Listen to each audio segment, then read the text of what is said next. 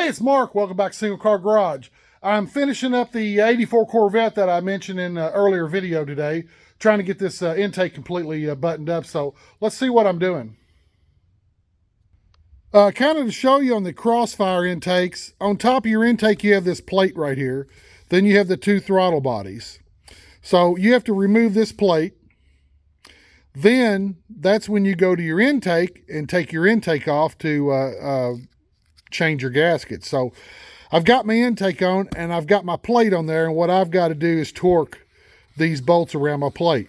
So let's go take a look at that. Well, the first thing I want to do is tighten up all the bolts on the plate, and I just want to get them nice and firm. They set at 20 to 25 pounds.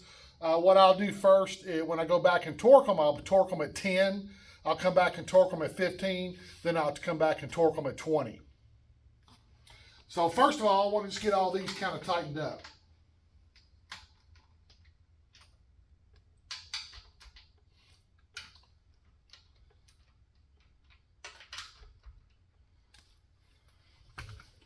Now let me get that other side.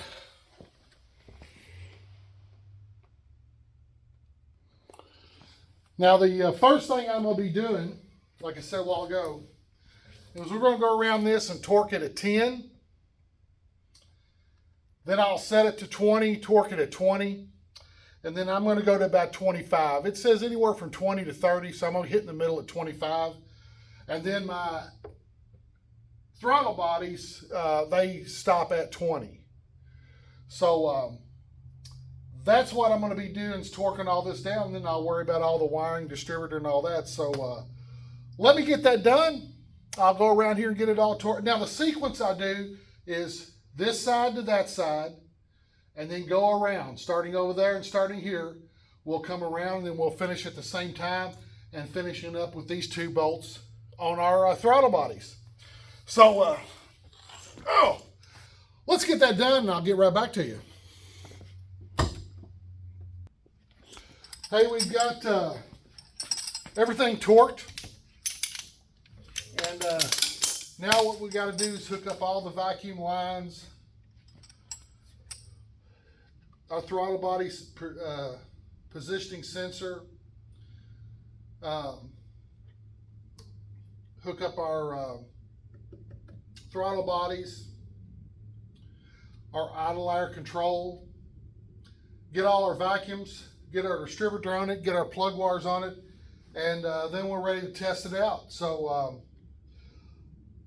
let me finish getting all that done. It's about an hour's more worth of work, but this 84 Corvette I bought, a little over 10 years ago. It's crossfire injected, and I have a 1982 Camaro crossfire injected that I really like, and most Chevrolet people hate crossfire injection, so I kind of like it because it's something nobody else has. I bought it with 25,000 miles on it. It's got 40 on it now. And like I said in an earlier video, the gasket on the passenger side, it just got weak and started losing a little bit of water. I put some stop leak in it, which stopped it. And I've driven it 4,000 or 5,000 miles like that, but I was afraid to take it on any long hauls or anything because of that problem. So I want to drive it a little bit more. I either need to sell it 40,000 miles. It's never been out in the weather. It's just as clean underneath as it is under the engine bay and inside. But I enjoy driving it. So it's a nice car. I like to get it out on Sundays and take the curvy roads down here in Tennessee. There's a lot of great roads to drive, and I usually take it out and run it about 100 or so miles on the weekends. So I'll put a couple thousand miles a year on it, but I'm going to join some Corvette clubs that take adventures over to the Dragon and several roads around in this area and up to the Corvette museum. And I'm going to join up with them this year so I can take a few of those trips in it. So I wanted to get it mechanically done. Valve cover gaskets have been replaced. All the intake gaskets have been replaced. The rest of the engine, I have no leaks or no problems with it. And I'm going to clean it up. And weather permitting, I'll take it on the rides. But I will try to stay out of the rides that have weather. This thing I clean it underneath about twice a year. It's gorgeous looking under there, and I kind of want to keep it that way. And there's no rust on the nuts and bolts and all that good stuff because it's never been in the weather, and it's always been kept in dry storage. So I enjoy having it. I like C4s, my favorite Corvette. If I was going to buy a C4, my favorite would be a Grand Sport C4.